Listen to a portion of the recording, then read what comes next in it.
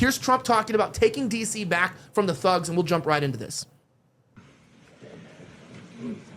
And we're here for a very serious purpose, Something's out of control, but we're going to put it in control very quickly like we did on the southern border.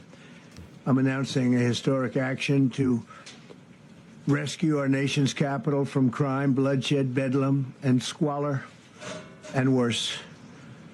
This is Liberation Day in D.C., and we're going to take our capital back. We're taking it back. Under the authorities vested in me as the President of the United States, I'm officially invoking Section 740 of the District of Columbia Home Rule Act. You know what that is? And placing the D.C. Metropolitan Police Department under direct federal control, and you'll be meeting the people that will be directly involved with that. Very good people, but they're tough, and they know what's happening, and they've done it before. In addition, I'm deploying the National Guard to help reestablish law, order, and public safety in Washington, D.C., and they're going to be allowed to do their job properly. Okay, let's just jump right into this. Braeden, I think it's kind of fantastic what's going on here personally. I've been talking for a long time about the federal government using its power for once for good, and I think federalizing or at least nationalizing temporarily districts and cities is so important because we have crime that is so insane. We'll talk about El Salvador. You go to countries that are poor. El Salvador is very poor. It has a lot of poverty, but there are literally no crack addicts. There are no drug addicts, and you don't feel unsafe. Again, poverty is not equitable to safety. A lot of the people who are the most violent in this country have really nice J's on, if you know what I'm saying. Mm-hmm. They drink bottles of Hennessy. Their gold chains are nice. They have cash, right? That EBT money be flowing. They eat fast food every night. Every night. But at the same time, it's like, hey, it's true. It is a mockery of our country that Washington, D.C. is legitimately more dangerous than El Salvador. And that's a fact. I think this is a good move. I don't think this is authoritarianism, and I don't think this is an overstep of the legal boundary. I think Trump's justified, and I'm going to give a win where it's a win. Cleaning up Washington, D.C., making it back a safe place for Americans is good in my opinion. I don't know what you think. Well, it's 100% a win. I mean, look, we can get on him about the Epstein files and all the other things that he's doing wrong, which there are plenty of, but we should at least be able to applaud objectively a good thing. And when Lake Worth people are being cleaned up and the city is safer, that is objectively a good thing. And it also sets a precedent for the future in the sense that any other city that is dangerous like this, I was in Albuquerque, New Mexico. I'm 6'5", 230 pounds.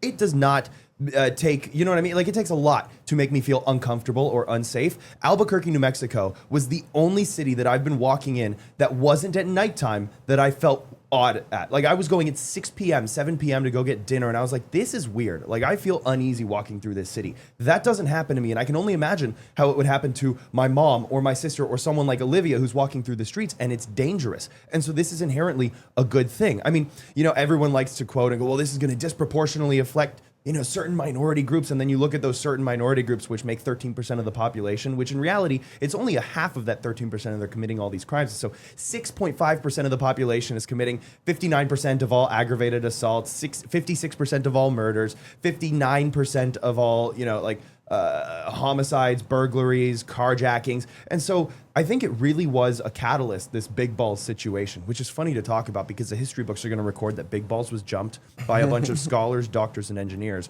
And because of it, Trump had to clean up the city.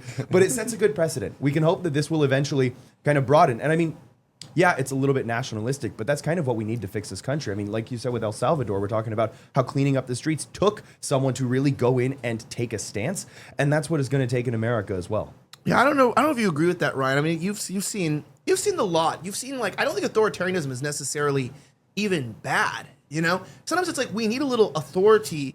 I don't think we need a dictator here. I don't think we need to completely, you know, upend the Constitution, but it's like things are so lawless. Deploying the National Guard, and again, allowing them to do their job like they did in L.A., they were able to clean up L.A. Those riots, once the National Guard and Marines were deployed, that weekend was the last time, and they completely, I was there, yeah, they did manhandle us, and again, all the patriots were mad at me because I was like, dude, the Marines are making contact with U.S. citizens. They're like, oh, you're trying to make Trump look bad. I'm like, no, this is actually, it is serious. I'm not taking this lightly. You know, this kind of force could be abused and it could be used against us. But it's like, I don't know. I mean, I think it makes me feel kind of good to see that maybe for once we're not sending money to Israel, and maybe we can use a little bit of our force here to protect ourselves against domestic issues, which is not white supremacists. It's honestly black and Hispanic Latin gangs is really one of the main issues. And again, in some areas, white drug addicts. But I mean, overall, that to me is this is what I want Trump, and this is what I wish Trump was. And I haven't seen this side of Trump for a while. No, I agree, man. I think it's important that we're focusing on our own country for once and seeing some resources being deployed in areas and things that are going to actually fix the problem, right? We have this gang problem, and you watch what it's been done in El Salvador and how well it's worked. When you start arresting the criminals and you start punishing the criminals, crime almost disappears. And El Salvador went from being the deadliest country in the world 3 years ago to literally the safest country in Latin America. And he rounded up 85,000 cartel gang members. And you'll be down in some of the busiest areas of El Salvador at 8, 9 in the morning, and you'll see a 7-year-old girl in her, because all the kids down there have school uniforms. So you can tell the kids are walking themselves, and then they're walking through a big city, and the kids are running down the sidewalk, and you're watching a 7-year-old walk her 5-year-old brother to school. I wouldn't let my kids in America walk my children. You know, I would never let them walk to school by themselves.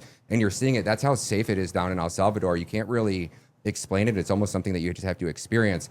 But I've been to 15 different countries over the last 20 weeks, some of the most poorest and most dangerous countries in the world. I was in Mexico 4 weeks ago digging up dead bodies with the journalist Oscar Ramirez. And I feel safer in every single country that I've been to than I did when I was investigating the migrant hotels in New York City, or when I was sleeping with the drug addicts on the streets of Philly, or when we were on Skid Row last month, you know, in the dumpster fire that is LA. I mean, I've been to all of these cities, and I feel more afraid, and I have to watch my back more in America than I do in some of the most dangerous areas of the world. Yeah, and I think what's crazy to me always, it's not even like the violence in our country that shocks me. It's always how much politicians shill to protect crazy black people. Like I don't think it does black people any service or good, because what it is like when you say we can't handle the crazy ones in our cities because that's representative of all of them, that essentially just throws all black people in one pot and sort of makes you have to throw the baby out with the bathwater. I think it's really fueling racism in our country, like genuine racism. You get this new thing called black fatigue. I don't know if you've heard this. This is like what people are dealing with. This is not a hateful against black people. This is just like you're going, okay, so if I ask black people to behave a certain, like to behave properly, and that's racism, then maybe I don't like these people, because if you're telling me that calling out the crazy ones, that's me calling them all out, then fine, have it your way. And I think it's sort of developing this sort of like I'm seeing people who are not racist, who don't hate anyone, really just kind of like doing this when they're at an airport. You know, when you interact with everybody at the airport is like, it's like a works program for like the dredges of society. And you get there, this literally happened. Like I have no idea what's going on, but every time I've ordered something recently, that people have gotten it completely wrong. I mean, I was in Publix the other day and I couldn't find a spatula. Well, eventually it turned out they didn't have any, but two of the first workers I spoke to didn't know what a spatula was, and one of them had to Google it. You know, like it's like, what? And I'm like, a spatula, like a cooking utensil, and he's just like, yeah, I don't know nothing. And I'm like, dude, what the hell's wrong with these people? And we gotta we gotta figure this out. And I think that's sort of the same thing happening with even anti-Semitism. I'm past the point. It's just like, look, I want to solve the problems. I don't want to walk around and I don't want people to have to use a different drinking fountain, or to maybe they can't use self-checkout lines. That's a real problem. But I don't want you to have to use a different drinking fountain. But at the same time, dude, I've had several crimes committed against me in cities, and it was all by the same looking people, and they didn't look like Mike Mendoza. Okay, so that's all I'm gonna say. They didn't look like him. Here's the DC mayor. She's shook about it. That's what I'm gonna say. Politicians are always like, I'm shook. Like they're always mad that we're handling crime, right? They're always mad about this stuff. Olivia, I'm gonna go to you in a second, but listen to this. Our nation and around the world. We have the nation's premier park system, fantastic public schools, including a free and robust pre-K program starting at age 3.